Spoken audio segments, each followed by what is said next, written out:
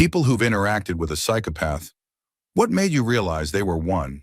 Story 1. I've worked with teenagers my entire career, and I'm fairly well versed in how mental health struggles can show up with middle and high school kids.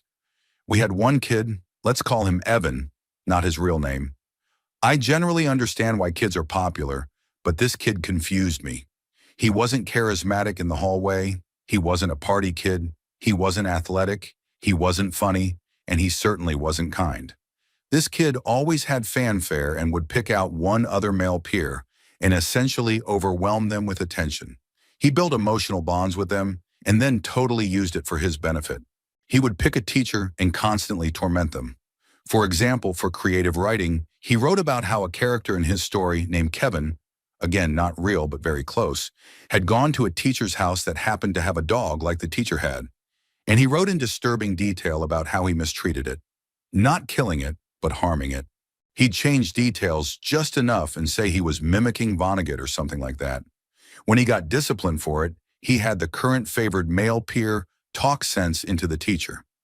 Yeah, this friend ended up getting suspended because that talking sense was actually threats to protect Evan. When the friend came back from suspension, his mom asked everyone to try to keep him away from Evan. Evan got in no trouble because he pretended he didn't think this friend would get aggressive, but clearly he did. It was constant, and eventually he was placed in my class. He tried the essay tactic again to scare the teacher. He wrote about how a character, not named Evan but something very close, knew where a teacher that sounded like me lived and was planning on burning my house down with my entire family in it. The next day I read it out loud to the class and asked them to give him feedback all together during class. He didn't like that at all, especially because the girls who knew nothing of this drama before were horrified. They deemed him a creep that they didn't like. He ended up moving the next year, and he is an adult now. Every now and then I Google his name because I truly don't know what damage a person who operates that effectively can do. Story 2, teacher here, and I also taught a student with psychopathic traits. This particular one overwhelmed teachers with charm while tormenting his peers. However, once the teachers got to know him, they absolutely disliked him. Even the empathetic teachers who always stood up for troubled kids would unequivocally say he was a horrible person. I was shocked to hear them say that, because he seemed so nice when I first taught him and was a leader in the classroom. My first sign something was wrong was when none of the girls liked him. He was a mature-looking, handsome, well-developed middle school boy who seemed exactly like the kind of guy they'd all have crushes on, but they all hated him and got uncomfortable when they had to work with him. I found out he was subtly whispering nasty things to them and even physically hurting them anytime he could make it look like an accident. Then we found out that he had volunteered to help out in younger classrooms, like K-2, so he could physically hurt those kids when nobody was looking. He was cool and calm about these things, never showing any remorse. Then he became obsessed with the military, saying he hoped to join so he could kill people. He never seemed angry or depressed when he said these things, but chillingly calm and cruel. His eyes would light up and he'd smile, but there was just nothing there. His adoptive parents were called in for a conference, and they said they were scared of him. They even sent him to a boarding school the next year because of how frightened they were. I've taught a lot of troubled students, even some who don't seem to have consciences and don't feel guilty about hurting others. This guy was in a league by himself, though. He was definitely the type of kid who gave off the impression of future danger, while even the worst troubled kids I've worked with were probably just on the level of being unpleasant members of society. Story 3. I met a woman at a party who gave me this kind of chilling suspicion.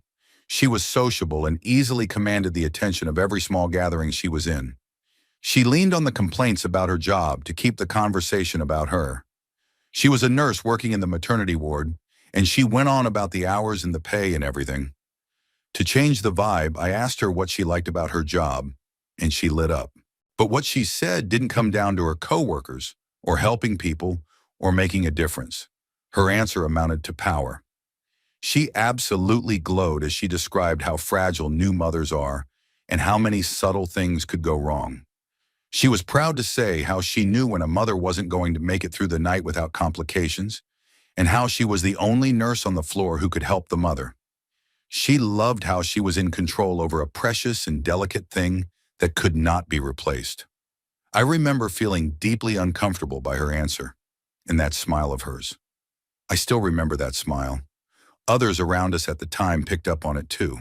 Story 4. I used to work for one. Every sincere, vulnerable moment was fabricated to prompt me to share my story so he could collect information to use against me.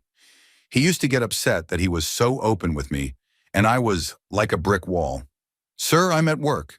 He told me he used to live in London, that his marriage was open and he was lining up dates on his business trips, that he used to be romantically involved with his last assistant when they would travel together, that he kept his parents on payroll to help them out, etc. None of it was true except him having blatant affairs.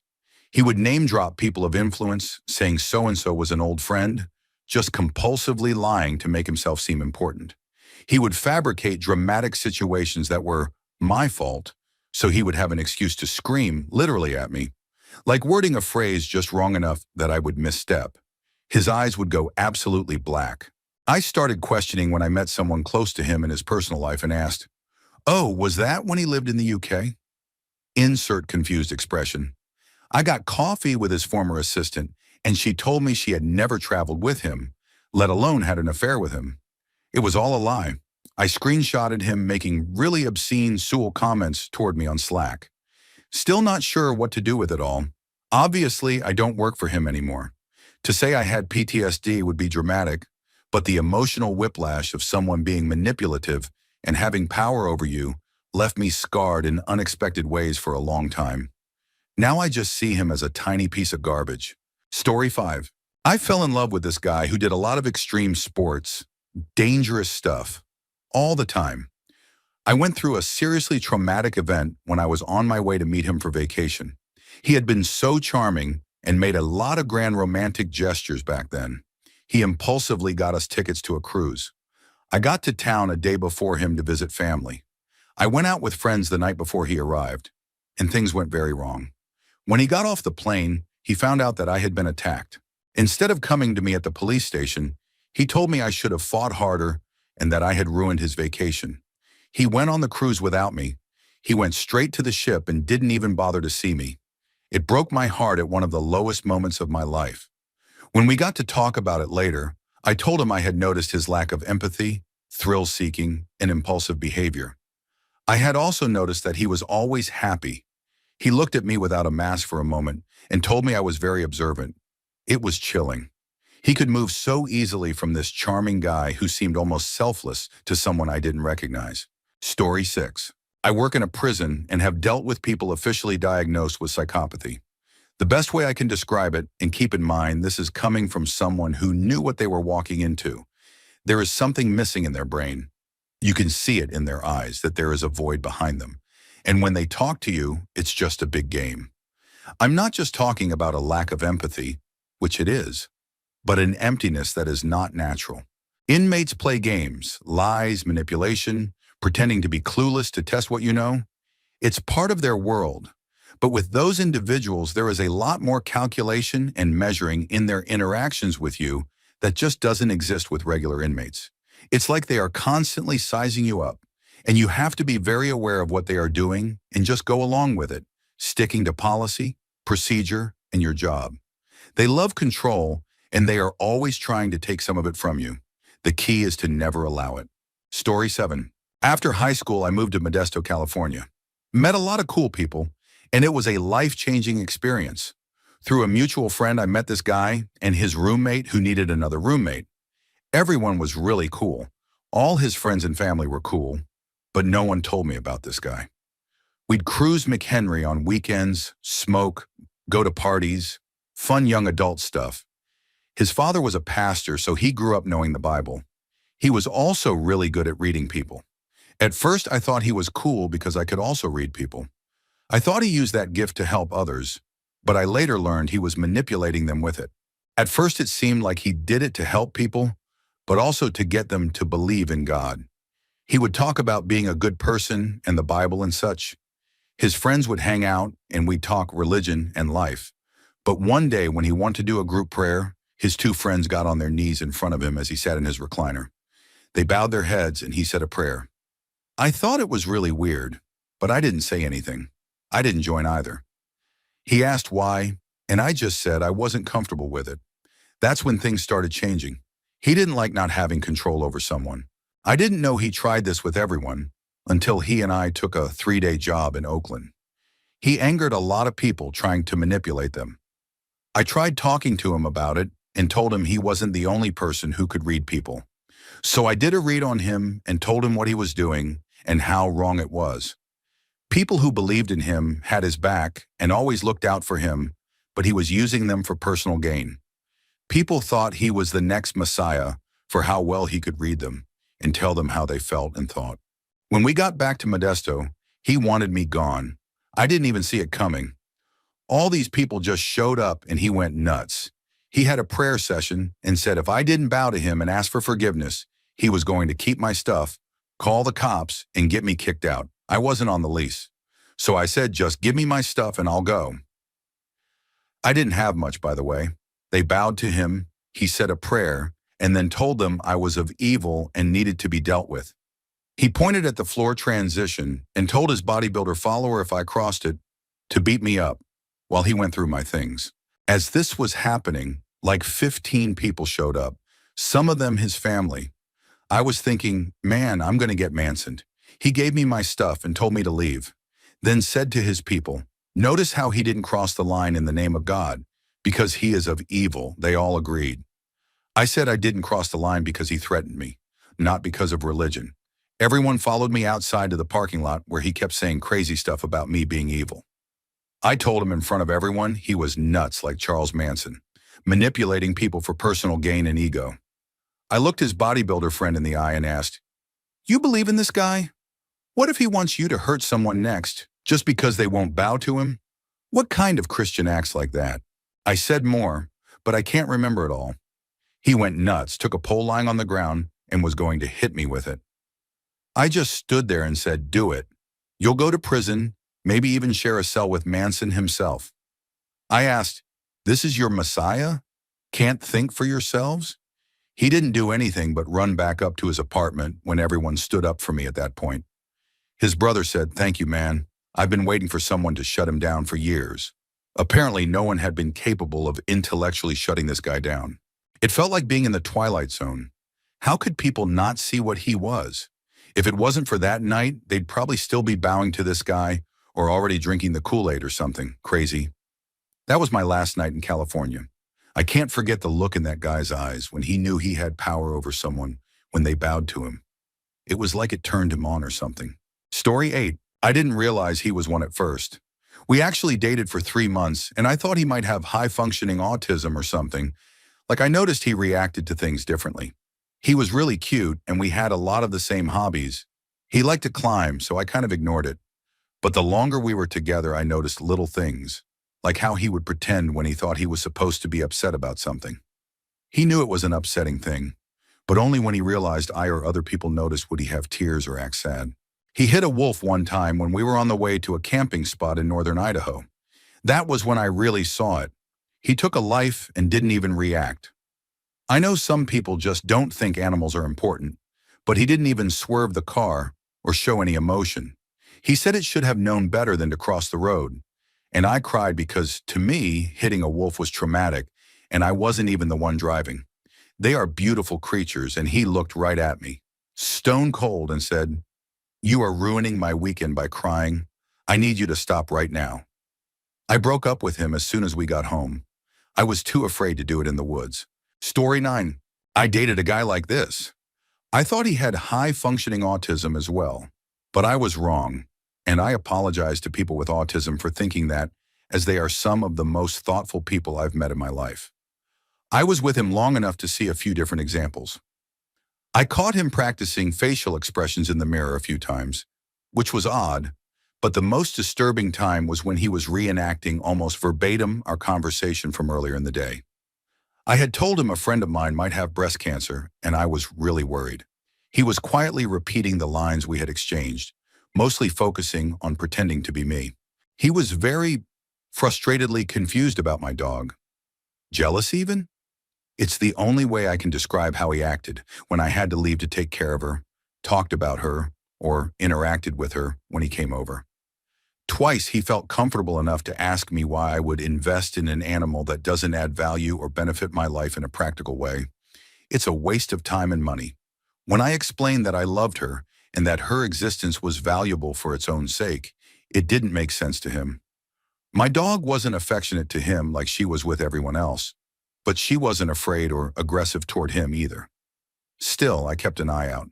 He had grown up with a family dog and never experienced a dog attack. We were walking down the street one evening to get dinner when we came upon a bad accident. A bike courier had been hit by a car.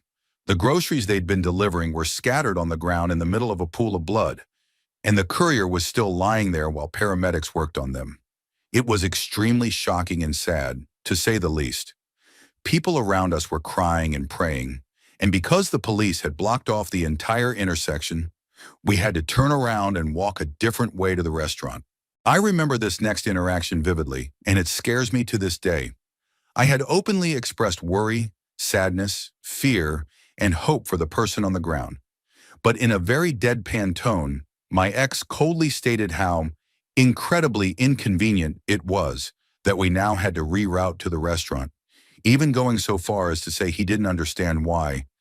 Everyone's this upset about something that's at most really annoying. It's not like they know him. I looked at him in disbelief, expecting him to at least look angry, which would have been bad enough. Instead, he turned to look me in the eyes, and I saw the most empty expression I had ever seen on a person. It made my blood run cold, like every survival alarm inside me went off at once. The sheer indifference and lack of empathy was so palpable, and I think he knew that I had seen through him, because he finally looked upset. Only it was toward me. He told me I better not let this ruin our evening, grabbed my hand and basically dragged me to the restaurant.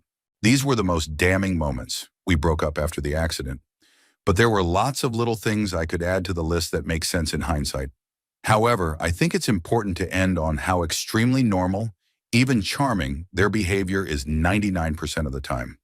Even if you've just met them and they seem off to you, you don't really have evidence to support it until they say or do something wrong, which usually happens after you're already well within their circle of influence. And if you're close enough to them to see or experience troubling behavior, you're more likely to dismiss it as just a quirk of theirs or a miscommunication or misunderstanding on your part and give them the benefit of the doubt. Because up until that point, they've been nothing but normal, funny, nice, cool, even generous to you. They're just a little weird or particular. Storytime. This person hasn't been diagnosed, but I strongly suspect she is. She can be very charming on the surface, good at drawing people in, and very believable when spinning a story to get people to side with her. She has a very limited emotional range. It's just fake happiness, just contentment and rage. There is nothing in between. She can also fake cry on command, which I find very disturbing. She does it to the cops whenever her partner and she have had a domestic dispute. I usually believe most women when they say they are victims, but not her. She is cunning and calculating. She has gotten away with her behavior her whole life, and I don't see it changing. She knows how to manipulate people into bowing to her demands, and if they don't, she flies into a rage and tries to physically harm them. Also, if you don't side with her, you're against her, and she will launch a campaign to smear your name and reputation. Story 11. My mother, she's very good at hiding who she really is. Very charming, smart, and pretty. Appearances are the most important thing to her. I'm her oldest child, so I was the one that got the most mistreatment. We are 3 daughters, all smart, never got into trouble, never did drugs. Yet she loved to make up stories about us to other adults about how bad we were, right in front of us. Honestly, I don't know why. Wouldn't you want people to know your kids are great? It got to the point where we would call her out to her face while she was saying these stories. She also hates my husband just because we are high school sweethearts, and I quote, "He's a lower class than we are."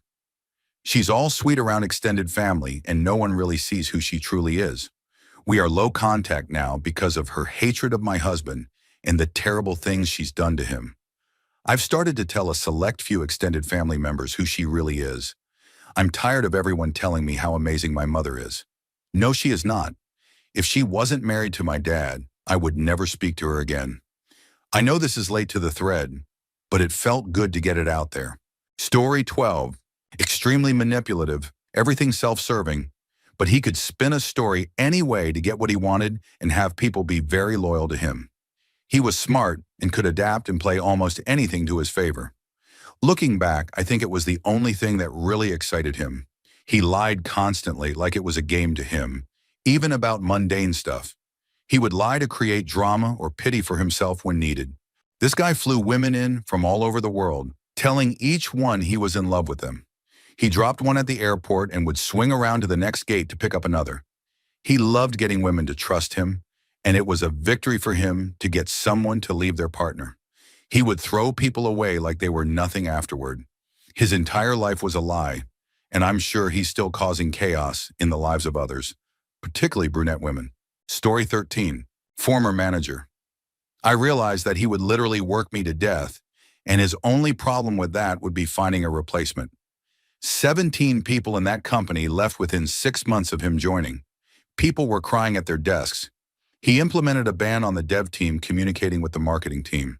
He secretly had our IT systems modified so he could read our emails and use that to attack us.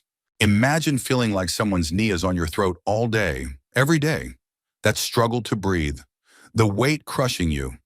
Several of us developed anxiety and depression as a result of working under him. There was a time after a group of us had quit that we started discussing retaliation. Nobody said the actual words, but we all knew what we meant. Even though I very much wanted retaliation too, I convinced them that our best retaliation was to move on and be successful. As it happens, 13 years later, I'm working with two of the same guys, and we're absolutely thriving in a great place with great conditions. But I still have to convince myself not to find him and retaliate. Story 14. Years and years ago, when I was in my early 20s dating casually, I met up with a guy who was a highway patrol police officer. He had previously worked in intelligence for the Air Force and was telling me various stories, but what got me was his story about his favorite thing to do at his current job. He told me his favorite shift was the morning shift because it was during peak work traffic.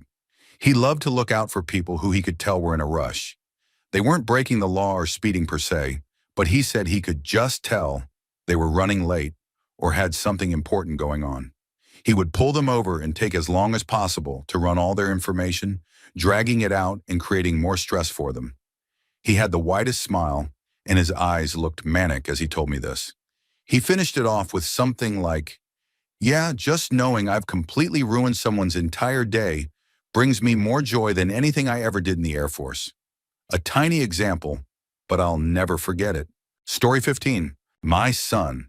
From day one, he was incredibly difficult. He never really had specific cries for things like my other children, so I was always guessing what he needed. His sleep was terrible, so my sleep was terrible. He was impossible to teach. He loved to throw toys, so I made a consequence that any toy thrown would go into timeout. They went in a clear bin, my thinking being that a normal 3 to 4-year-old would hate losing his favorite toys and stop throwing them. Nope, it wasn't even hard to earn them back. I can't recall specifics, but things like getting dressed on time in the morning, brushing teeth, etc. He just didn't care. Then he started tormenting animals, but carefully, and his cruelty was always so deliberate that there was never any proof. He was brilliant, reading biology textbooks at 10, that kind of thing. I took him to therapy. I asked for help from the state. I tried to find ways to have him committed, but there was literally nothing I could do. There was one private hospital I found that could take him and wasn't one of those questionable abusive ranches, but they charged 4 times our annual gross income. His dad and I separated so we could keep the kids in separate homes at all times, protecting his siblings as much as we could, though we later found out it was too little, too late. Eventually, his siblings reported their abuse in a way that could be prosecuted, and with enough documentation from the school, he went to juvenile detention. I relinquished my parental rights to the state and got restraining orders for the whole household, including the kids too scared to report.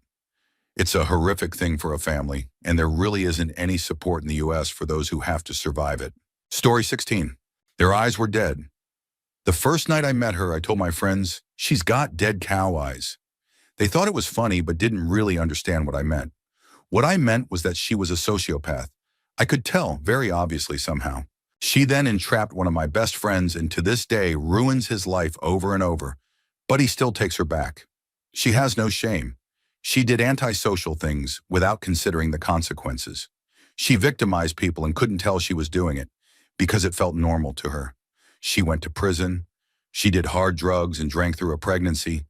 She would capture men and then use them until they weren't of use anymore. She cheated constantly. My friend is like a shell of a person. They divorced, but still get back together frequently.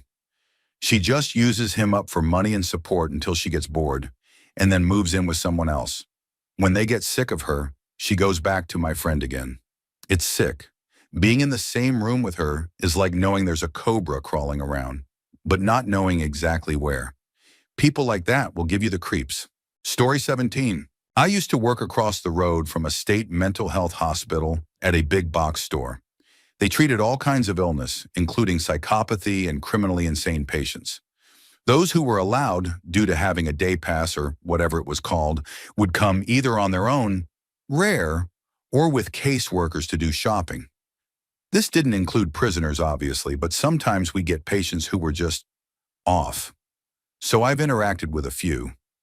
For me, the usual giveaway was the sticker name tag, Lowell, but there were some who didn't wear them or who escaped and wandered over on their own.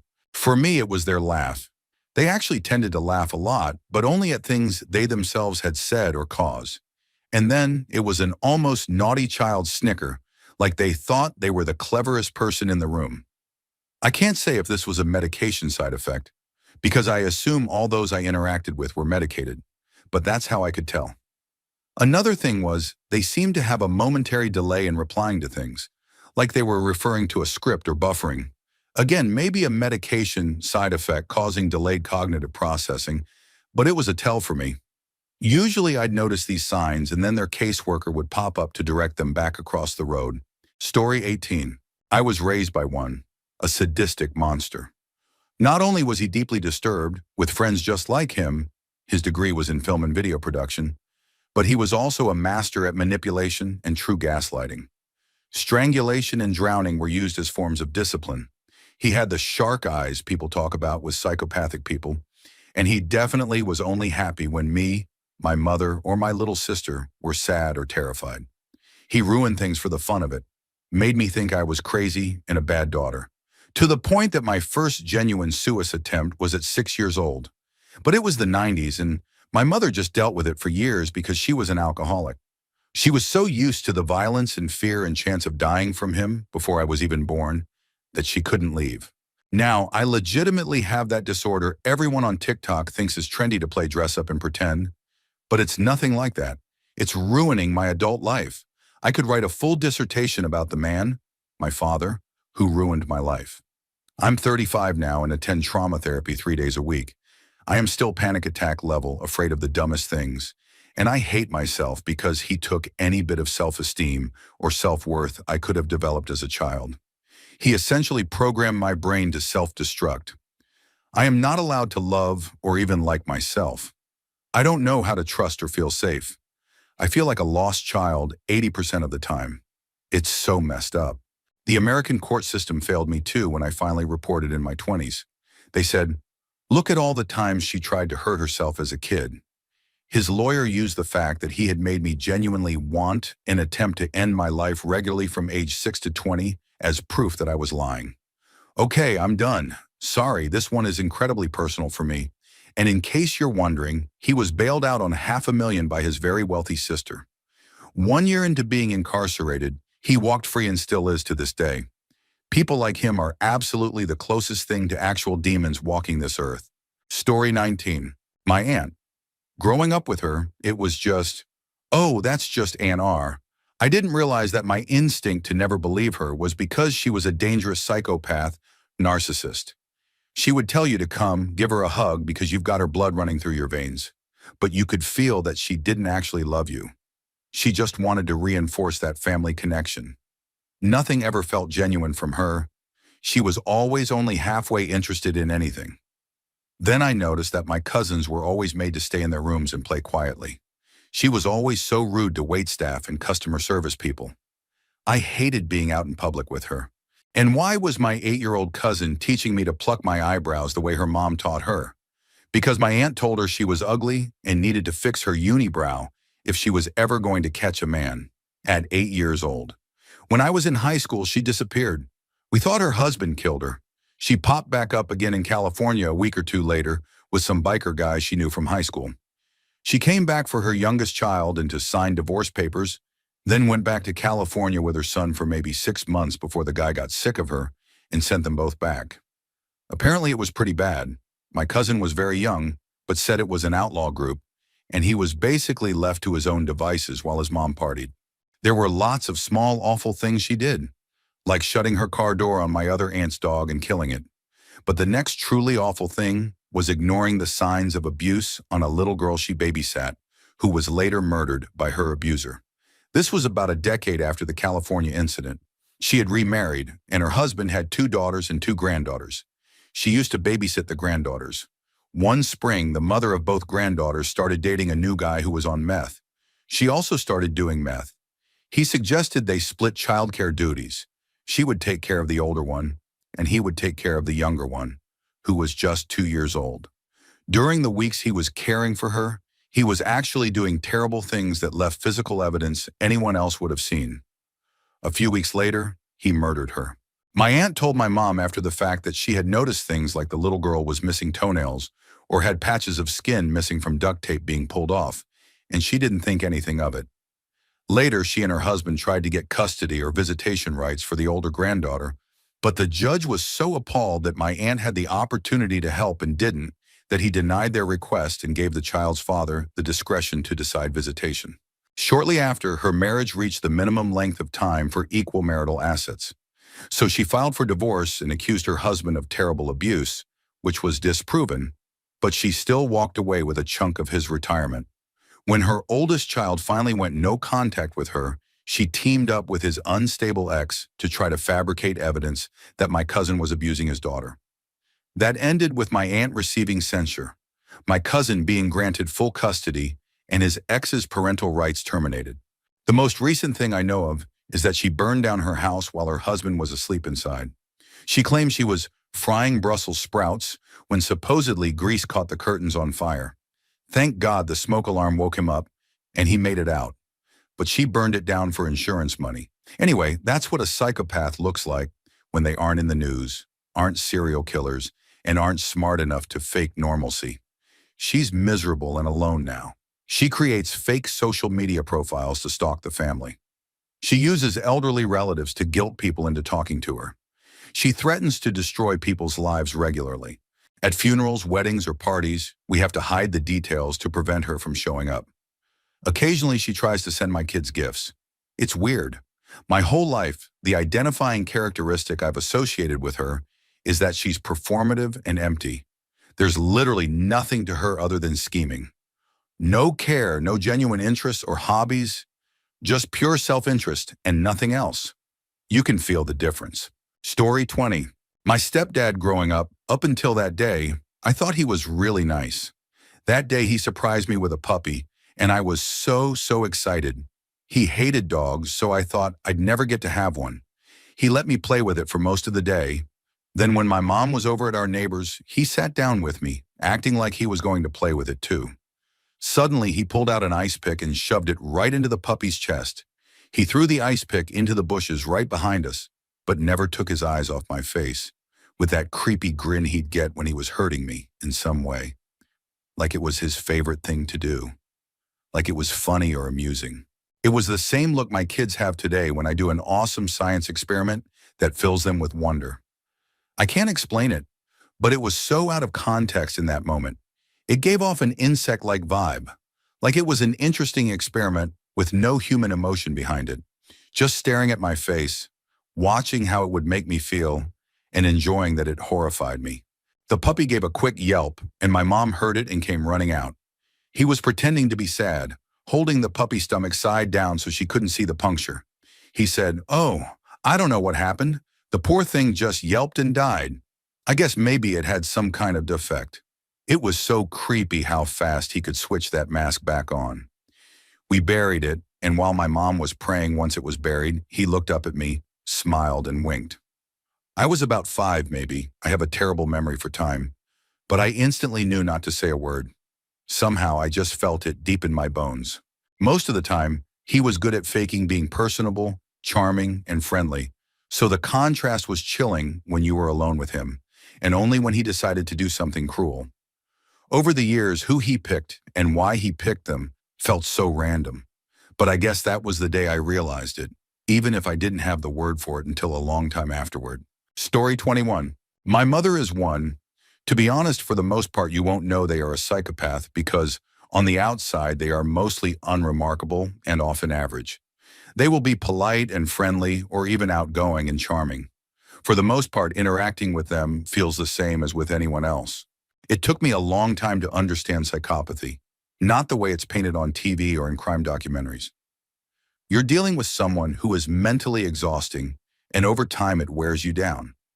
My mother has stolen my medication and is a functioning drug addict that no one would ever suspect. But I've seen it behind the scenes. There's this sense of entitlement to continuously exploit your children and steal from them. Imagine having a parent who has zero loyalty to you, constantly making you feel like every interaction is mental chess, always checking if they are scheming against you or putting you in an unsafe situation. You're left wondering if you've upset them, usually for something they did that you're reacting to, by the way. My mother's horrible behavior and abuse was so normalized for me that it took a lot of therapy to see that, yes, every calculated move was intentional. I had to learn how to counteract it or dodge the impact. Now I have to take her to court because my reputation was destroyed by the fraud she committed against me.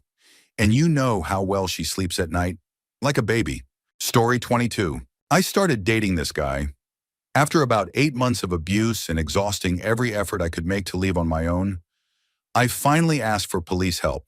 He responded by kidnapping my dog and sending me videos of him hurting her, breaking her leg, starving her, leaving her locked in a hot car with no water, trying to bait me to come get her. He tormented her for about a month before it finally stopped. The things he did to me were terrifying and horrible, yet they never hurt as much as that.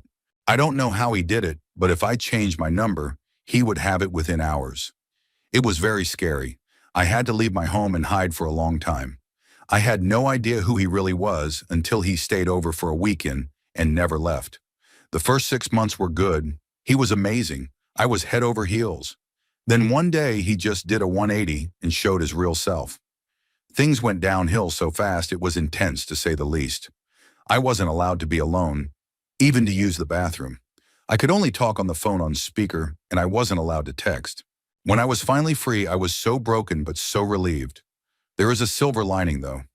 He is the reason I got sober and changed my life, and I will forever be grateful for that. The experience drove me to become a better person, to value myself enough to only allow good people in my life. Story 23. Had a Bumble date set up one time and met the guy at the pub. Nice pub, nice weather, decent atmosphere and beer. All the right components for a decent date. So he shows up, sits down, and we order to the table. The server comes with the drinks and I thank her. He just looks at her, expressionless. For quite some time, she and I both noticed how awkward it was. She glanced at me, then left. That was the very first interaction, and it already felt off. Nevertheless, I'm a social and sociable person, so I pressed on making light conversation and trying to create some kind of connection. But he was like chewing a house brick. It started raining, and his flat was just down the road. He asked if I wanted to transfer there and continue drinks and conversation. By this time, I had realized what I was dealing with and was confident I could handle myself if things started going south. Naive, I know, but curiosity won. We settled onto the sofa with wine in hand. What I hadn't realized was that his glass was water. An hour or so passed and I was tired, drunk, and bored of my little experiment. Then out of nowhere, he asked if I wanted to have S. I said no, picked up my bag, and made to leave. All of the energy suddenly drained from the room, and I felt a massive drop in my stomach. For a man with blue eyes, his eyes suddenly looked almost black, like his pupils had dilated fully or something. Later, I read about how eyes can change in different psychological states. I know from my own bipolar disorder how my eyes change, and maybe it took one to know one. But as soon as he dropped the mask, the air shifted completely. Everything inside me geared up in sync, and in an instant I was running down the stairs and out into rainy Clapham. I was so relieved, Like my heart only restarted once I hit the pavement. Since then, I've gone on to study psychology at university and other training programs in my pursuit of becoming a therapist, and I'm grateful for the experience because it taught me not to mess around when my instincts warned me. Because I found out, in hindsight and with knowledge, I'd say he definitely showed the majority of traits necessary for a diagnosis of sociopathy or psychopathy. I can't diagnose, but I'd tell a client to seek further evaluation if they presented like that guy. They're people with no empathy. Story 24. My ex opened his hand to me one day while I was rolling a blunt and said, "Here, take these." I asked him what it was since I had never done anything outside of smoking weed before and was especially apprehensive about trying pills off the street. "It's nothing, honestly. You'll just want to clean your room for a couple of hours," he said. I was hesitant, but I trusted that he wouldn't give me anything bad. This was earlier on in our relationship, about a year and a half of living together, before I had seen his real self. I didn't know it was meth-based fake ecstasy. I didn't know nothing would ever be the same after that day. Being heavily overweight and living with PCOS my entire life, I noticed meth was making the weight melt off in such a short time. I took that and ran with it. I went full throttle. I dropped from 185 to 104 in 3 months. I wouldn't eat for 4 days at a time, not sleeping those days either because of the drug abuse and the fact that my ex worked nights as a hotel security maintenance worker. We had to live on site in the hotel, and I worked until 10:30 p.m. every day. So sleep was pretty much impossible even when I wasn't high. I juggled 9-hour shifts at Walmart with no sleep and no food for as long as my body could take, just so I could finally feel like I blended in, not to be the focus of the room, not to receive attention over my looks, but to feel normal. Even though I still have never been able to see myself differently than when I was overweight. My ex knew and watched all of my self-destruction in its rawest form, and I know it wasn't right for me to do that to myself with a partner who didn't care. I wanted to be free. I wanted to get clean, but he didn't. The walls around my personal life were starting to close in.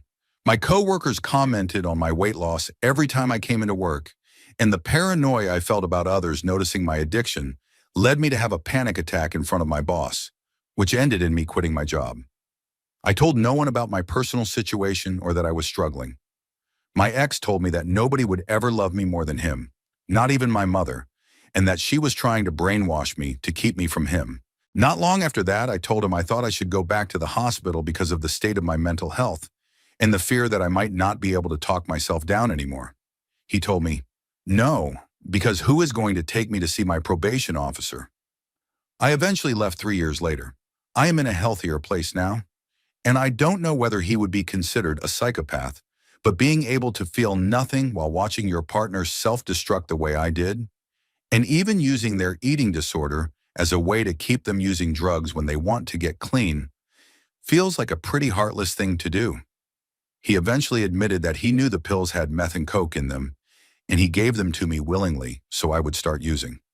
That way he could use again too. He also admitted he had been addicted for 5 years before meeting me, which was something else I didn't know. Story 25. I had a science teacher who loved to watch reactions, chemical and otherwise, from experiments. He loved to test hypotheses and learn from them. His eyes would focus in on something unexpected and try to analyze how and why the reaction occurred so he could recreate it and manipulate the variables.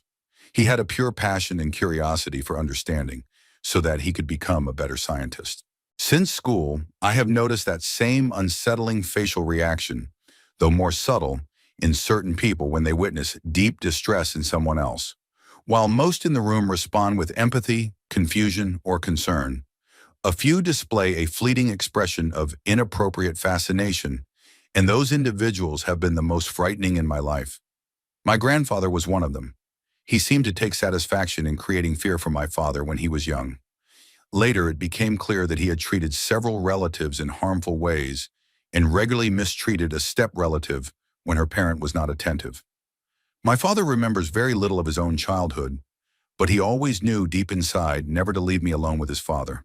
Story 26. I had a close friend throughout my childhood. It wasn't someone I could easily avoid either, since his parents and mine were on quite friendly terms and often helped each other out with rides. We had similar interests, so on the surface we actually got along quite well. But he was a bully and liked to put me and another friend down often. On one occasion, someone told him that my friend had asked a teacher if he could move seats in class because the psycho friend kept trying to disrupt him during lessons. Someone told him what my friend did, and instead of owning up to it, he told my friend he was sorry for distracting him. Sounds good, right? Nope. He then told my friend that it was me who said he wanted to move away. He did this during a sleepover, and it caused my friend to get really upset with me. I struggled to explain I had no idea about it. Another occasion pretty much sealed the deal with me wanting to distance myself from him. I was on a summer camp, enjoying the day with friends in the field. I laid down, looking up at the sky with my eyes closed, still chatting with them. Suddenly, he punched me in the gut while I was lying there completely unaware. Obviously, I was annoyed and yelled at him, but he brushed it off like I shouldn't have closed my eyes. I didn't speak to him for the rest of camp. When his parents came, he told them I was mad at him and being a baby. Even after I said he hit me, his parents didn't care either. Story 27. I had one come work for us for a short time. I'm in HR, so I onboarded the young man, and I also offboarded him when he quit. I remember him being odd, not in a specific way, but you could almost tell he rehearsed how to behave in social environments. He had trouble conversing and would sometimes say things out of turn that were strange or unsettling, making coworkers uncomfortable. I had to talk to him a few times about his behavior. One day I was speaking with him about an encounter with another employee. I told him he needed consent before recording or videotaping anyone, as required by state law. He looked me dead in the eyes and said, "Consent doesn't exist." I remember opening my mouth a few times to respond, but in the end I just politely told him our conversation was over. He was dead serious, and I was very uncomfortable. He quit a few days later. A few months later, we found out he murdered a woman who had let him stay with her for a few nights since he was homeless at the time. Funnily enough, I had another man come work for us a few months ago who also told me consent didn't exist and that the Democrats made it up when I spoke with him in a similar situation. He quit a few weeks later, but I processed his resignation immediately, gave him his 2-week payout on the spot, and made sure he never came back to the workplace. Story 28.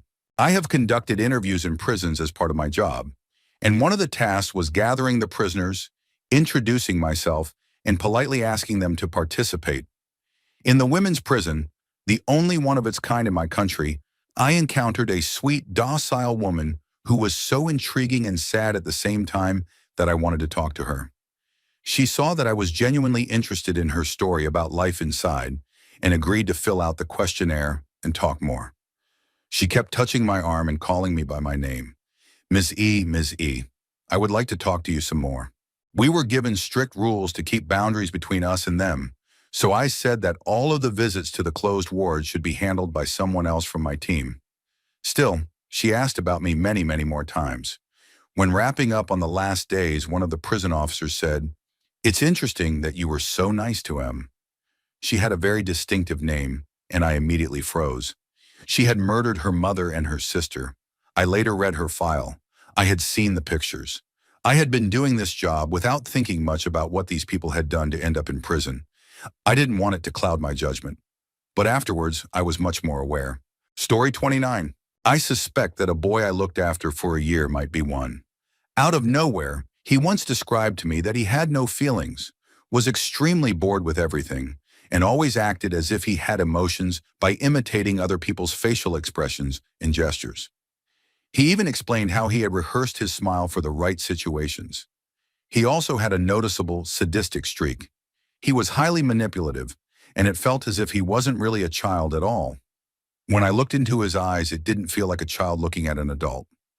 Although I usually enjoy meeting children as equals, with him it felt strange and unsettling. He constantly tricked other children and took money from them through bets, games, or schemes. He also stole. His little sister, whom I also looked after, was violent, and more than once I picked her up with scratches across her face from him tormenting her out of boredom. He was always looking for ways to humiliate or cheat others for money, and he was only 11. He also constantly looked for ways to do things that normal people find horrifying. Shocking others seemed to excite him, like it was his way of fighting off boredom and emptiness. His aggression was especially bad when those around him were particularly human, kind, or empathetic. That seemed to annoy him the most. Story 30. I think I've met two in my life, both former bosses. The first one, I was new at the job but directly under him. He constantly told me one thing and the other workers another, so I never had any real authority. He also wouldn't let any employees, including me, contact the higher-ups off-site. Instead, he claimed he had already spoken with them and that they weren't concerned. In my case, I was living in horrible on-site housing that was making me and my partner physically sick. When he finally got fired, the higher-ups inspected and immediately told us to move out because it was a health hazard. He absolutely hated clients, and I had to explain to him that other people have feelings and that most of our clients weren't stupid. They just hadn't experienced what we offered before. He had zero empathy when a client was abusive toward me and even took their side because they were a repeat customer. On top of that, he was physically abusive to his girlfriend in private the entire summer we worked together. Yet he was a master manipulator. Most employees were under his spell, and the higher-ups thought he was competent and a great boss. Eventually, he was banned from that organization statewide and prosecuted by his ex, though I don't know if he ever served jail time. The second one was also my boss, but the hierarchy wasn't clear at first. He managed to flirt with me and charm me. I was only 21, before I realized he was technically my supervisor. When I questioned it, he reassured me and manipulated me into believing I was special, that it was us against the world. He never asked personal questions or showed any real interest in me, just flattered my work ethic and convinced me to keep quiet about our relationship so I could build my own reputation. I'm pretty sure he cheated on his girlfriend with me and with another coworker. He was incredibly charming, well-loved in the organization, but carried a victim mentality, believing the world was against him. He painted the other coworker he'd been involved with as crazy. The last time we hooked up was coerced, and it left me with health issues and years of therapy, but I eventually managed to get him fired. Story 31. There were many signs. He would brag in broken fragments about having murdered people and disposed of their bodies. He showed me places and equipment he said he could use to hide bodies or trap someone where no one would find them. He even pointed out locations that connected him to a major terrorist attack. At first, I thought it was just drug-fueled nonsense, like he was a Walter Mitty living in fantasies. Then one night, he chased me around a remote field with a shovel, and I realized I had to escape, which I did. Later, I found out from people close to him that the bomb squad had been investigating him after the terrorist attack. Not long after I escaped, a friend who had given me shelter mysteriously died, and this man was seen hanging around at the scene. Then when new details about the terrorist attack came out in the news, they matched things he had told me, things I couldn't possibly have known otherwise. That's when I realized I had been in a relationship with a serial killer. I think the local police know, but he's an informant, so he only targets certain people. I changed my name, my entire identity, and never returned to my hometown. Story 32. I don't know if this actually counts because I don't know exactly who it was, but I discovered what they left behind. I grew up in a very dense suburban neighborhood, but we had pockets of little wooded areas in between neighborhoods that were only a few blocks wide. The kids used to run around in them. This was in the 90s, so you literally knew everyone within a 15-minute walk of your house. All the kids, all the neighbors, you saw them constantly from riding bikes, Halloween events, and all going to the same neighborhood school. So I know I definitely met this person at some point in my life. There was a small wooded area about a 5-minute bike ride from my house that had a brook. I loved going there by myself when no other kids were around. When I was 10, I was out there and came across something dead. I had grown up in the woods, spent my whole childhood camping, hiking, fishing, so I had seen lots of dead animals. But even at 10, I knew this was different. It was a small dog. It had been completely skinned, head to toe. All the flesh and muscle had been stripped from its face, leaving only the skull, but the rest of the body was untouched. Even at that age, I knew this wasn't the work of another animal. Someone had done this. Still, because I was young, I didn't fully grasp what I was seeing. I just knew it was wrong and terrifying. I ran away and never went back there. I never told anyone. When I was 18, I told my dad about it during a random conversation. By then, I understood what I had seen, that someone had tortured and killed that dog. My dad flipped out.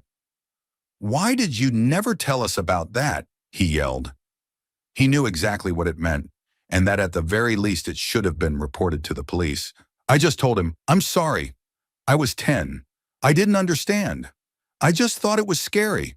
Story 33. They have no empathy and no soul. In the beginning, they will be whatever they think you need them to be so you'll like them and trust them. Once they feel comfortable, slowly, they'll start testing you. They'll do things that don't add up to their words and make you feel like you're going crazy. If you ever argue with them or call them out for something they've done that hurt you, there is no compassion or accountability. They don't care how it made you feel as long as they got the outcome they wanted. I was married to someone like this for 3 years, and it didn't fully dawn on me until one day I asked him about something from his past. I asked if he had ever felt bad about it, if he felt shame. He looked me right in the face and said, "No, I don't care." That moment was chilling.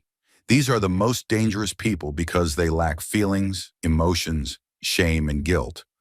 All the things that keep most of society in line and prevent people from doing horrific things to one another. It's a scary realization.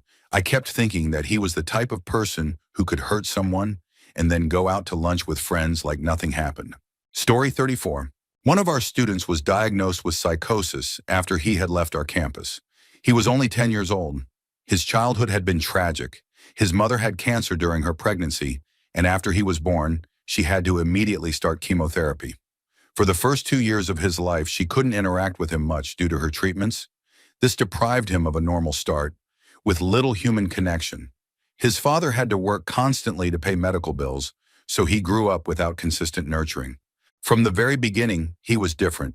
He had zero remorse and no understanding of consequences. On the very first day of school, he tried to choke a female student in front of her father. That alone sparked a huge legal battle between families. My wife and I were the heads of the school, and he respected us because we were the bosses.